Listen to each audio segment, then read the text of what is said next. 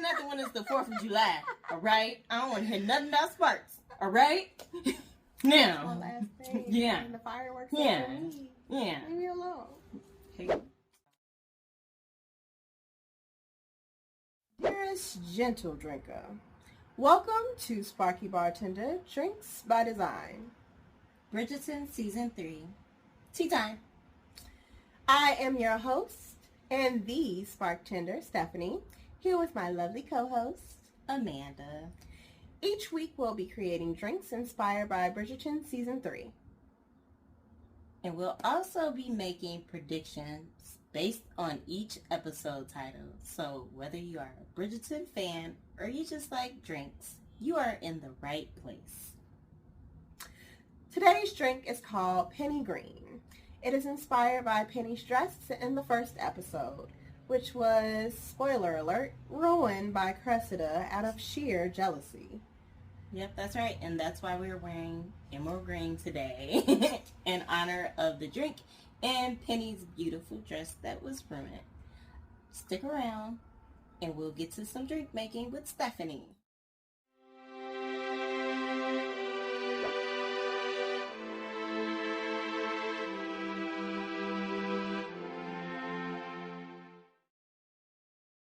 Okay, so let's begin. We're going to first start off by muddling the grapes. It was so fun doing this. Then you're going to prepare your cup to make your drink. You'll add ice.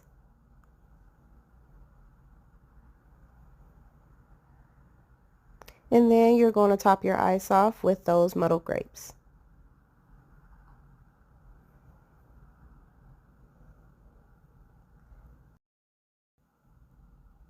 Then let's pour your 2 ounces of apple vodka. You can use any vodka. In this video we had New Amsterdam because that was the only one I could find. Then you're going to add 2 1-ounces of Midori melon liqueur. Now the pours are a little generous here because this is an 11-ounce glass and the average drink is about 8 ounces. And then you just add your green apple garnish to the cup. You can cut it in the center to make things easier.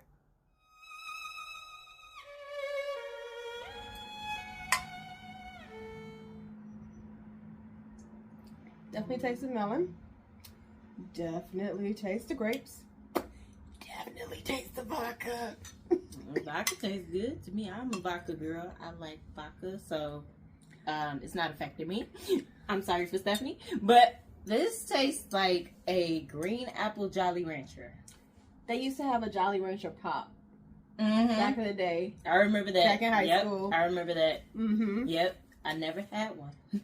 I never had one. And I used to eat Jolly Ranchers all the time, but I never had one. And I used to have them in my bag all the time, too. That was so funny. Oh, you sure did. I did. You know what? Back then, Gatorade. I was always getting Gatorade. True. So that's probably why. Yep. Yep. Okay, so if you are new to Bridgerton, catching up with season 2, or just not binge watching like us, then I will stop here to avoid any spoilers of episode 1. So let's talk about How Bright the Moon. Stephanie, what are your predictions? So based on last episode, we had a little segue to Francesca and Penny, and we saw Penny in her green dress, you know, getting a lot of attention, but she's not like really, she's not used to like she's not socializing with men. I would say that like she was giving, I don't know if you watch Big Bang Theory, but she's giving Raj vibes. Yes, he couldn't talk to women. Yeah, she was still giving can't that. talk to me. Yep. It's like, girl, I was just gonna ask if I could write you a letter. I didn't need to know all that. Exactly. And you see Penny is just like really trying to put herself out there, but she's used to being the wallflower. She's, like you said, not used to attention. Oh, I remember those days. Oh, I don't. Not used to. Of course she doesn't. Leo. But she's not used to attention. So when her and Francesca have that little conversation, they're just kind of like, well, the Bridgertons are always, they end up shining so brightly, or something on the lines of that. I can't remember, but it is true. Like, other than the show being called Bridgerton, like, the Bridgertons are the diamonds of the sun. They are the Kardashians. Everybody's trying to keep up with the Bridgertons. Yeah. And like, from not having a diamond this season, or the diamond not being chosen at the ball, and then Colin making his appearance back, and even In the Shadows, we're pretty much saying from In the Shadows to the moon, because she is in the darkness as Lady Whistledown, as herself. Yeah. Like, even within, not to cut you off, but even within her family, like, she is the child that's very much like, oh, she like reads her book. She's off to the corner. What did her mom say? She said, like, oh my God, I am so happy that you'll be taking care of me. That pissed me like off. She didn't expect this woman to like come into her own and end up like finding anybody. Like, she doesn't have that hope for her daughter. Like, and that's horrible for any mother. And it's just like, oh my gosh, how can you say that to your daughter? I trust you're not going to find anybody, so therefore I know you're going to take care of me. Right. But you know what? Thinking about what you said about her conversation with Francesca, I was thinking, like, that parallel with the moon and the sun, like the episode title, that could be representation of Penny. Like, the moon is just as important as the sun is. Like, yeah, the sun is out and shining in the day. That's cool for the Bridgertons. But even someone that's, like, in the shadows and the darkness, like, they can get that same attention. Like, they can still like have people that are attracted to them, like people that flock to them. Like, it ain't gotta be the Bridgertons all the time. It can be somebody else. And I feel like that's very much what this episode is going to touch on. And then even, I feel like Lady Whistledown plays a role in her confidence. Like, without that, that's not her voice. When she was mad at Colin, she's just like, let me get these bars off on Colin real quick as Lady Whistledown, because you know what he out there doing? Like, he in everybody's face pretending to be somebody he not. He trying too hard to be a Bridgerton. It don't come as easy to him as it does to everybody. Like, she Kendrick Lamar. They not like us. But yeah, it's like she did that to him at the moment because she was angry. And I think it's even like, if we're talking about modern times, like, it's very much like when somebody's like mad at somebody, whether it's like in a relationship or a friend, he's just like, I'm gonna tell them how I feel, especially if you have some liquid courage. And then after everything like in person happens, you're like, I wonder if they saw that text. Right. And even when Penny came back into the room, because Whistledown's here, after they made their arrangement that he would help her, she was pretty much green in the face because she was embarrassed, and this whole episode she was pretty green. But I'm questioning, like, who said Lady Wood? Oh, they were saying.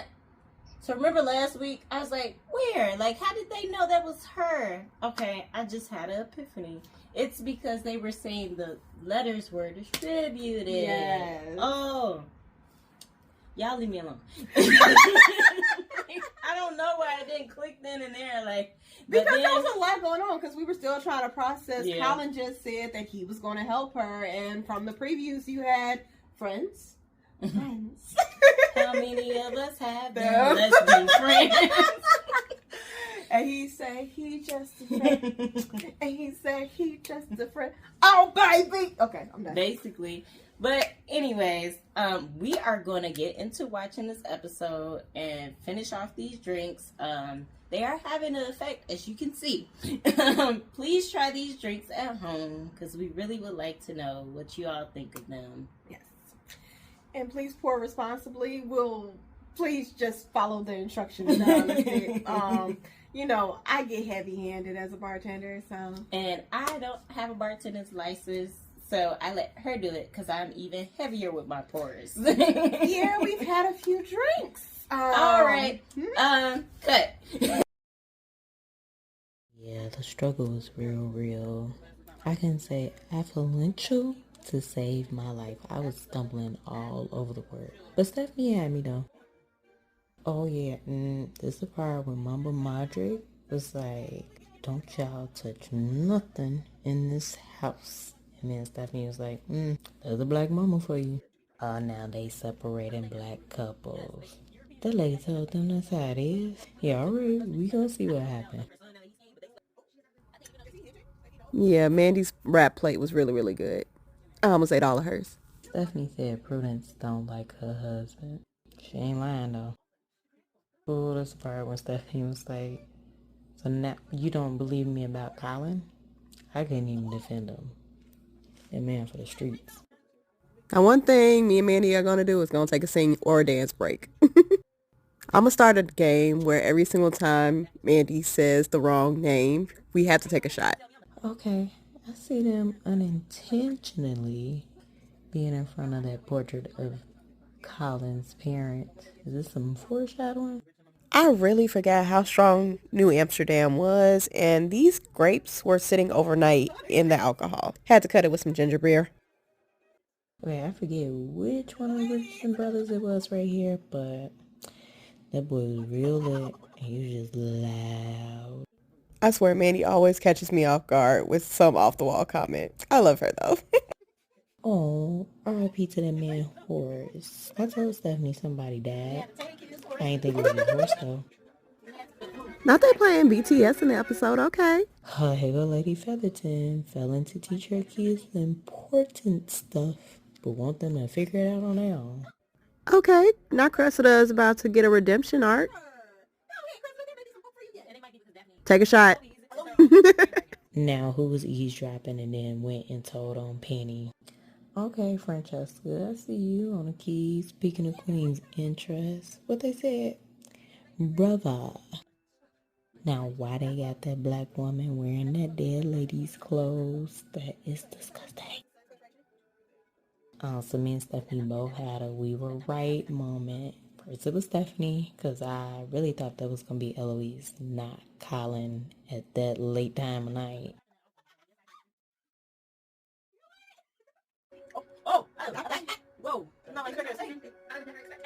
And then at the very, very end, I predicted that part right there. I knew that was going to happen, Stephanie, and believe me though. Now that we had our drinks and have gave y'all the possible tea, we'd like to know what you think on episode 1 as well as how the drinks are. Please like, share, and subscribe. Please drink water and please drink responsibly. We'll see you next Sunday, same Bridgerton time and same drink making channel. Bye.